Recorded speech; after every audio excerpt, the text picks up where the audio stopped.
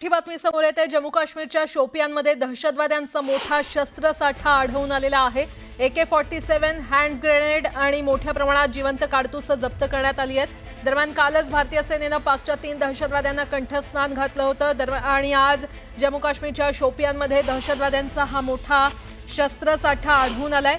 त्यामध्ये AK-47 hand grenade आणि मोठ्या प्रमाणात जिवंत काडतुसं जप्त करण्यात आली असल्याचं कळतंय। मोठी बातमी आपण पाहतोय। जम्मू काश्मीरच्या शोपियान इथे हा दहशतवाद्यांचा मोठा शस्त्रसाठा जवानांकडून जप्त करण्यात आलाय। त्यामध्ये AK-47 हँड ग्रेनेड आणि मोठ्या प्रमाणात जिवंत काडतुसं जप्त करण्यात आलेली आहेत। कालच भारतीय सेनेनं पाकिस्तानच्या 3 दहशतवाद्यांना कंठस्नान घातलं होतं आणि त्यानंतर आता हा मोठा शस्त्रसाठा जप्त करण्यात आला असल्याचं कळतंय।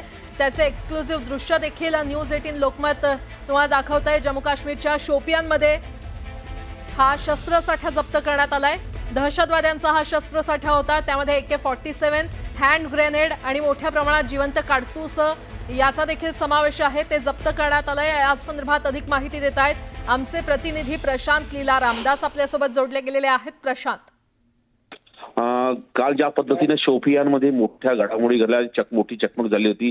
भारतीय लष्कराने 3 दहशतवाद्यांना यमसदनी जाळलं आणि जेव्हा त्यांच्याकडून त्यांचं साहित्य हस्तगत करण्यात आलं त्यामध्ये जर बघितलं तर AK-47 सारखे शस्त्रास्त्र आहे आणि त्याच्यावर मोठ्या प्रमाणात दारुगोळा, रोख रक्कम, त्यानंतर जर बघितलं तर सलग लढाई, सलग चकमक असं म्हणता येईल की चकमक करण्याकरिता ज्या पद्धतीनं भारतीय लष्करासोबत 2 हात करण्याकरता त्यांच्याकडे मोठ्या प्रमाणात खाण्यापिण्याच्या वस्तू देखील सापडलेल्या आहे, साहित्य सापडले आहे, नकाशे सापडलेले आहे आणि मोठ्या प्रमाणात रोख देखील सापडलेली आहे। पण महत्वाचं म्हणजे या दहशतवाद्यांजवळ मोठ्या संख्येनं कारतूस देखील होते। साधारणतः जर बघितलं हे कारतूसची संख्या जर बघितली तर 2000 पेक्षा जास्त कारतूस आहे। याचा अर्थ हे दहशतवादी मोठा हल्ला करण्याच्या तयारीत होते, अशाच प्रकारची माहिती पुढे आलेली आहे।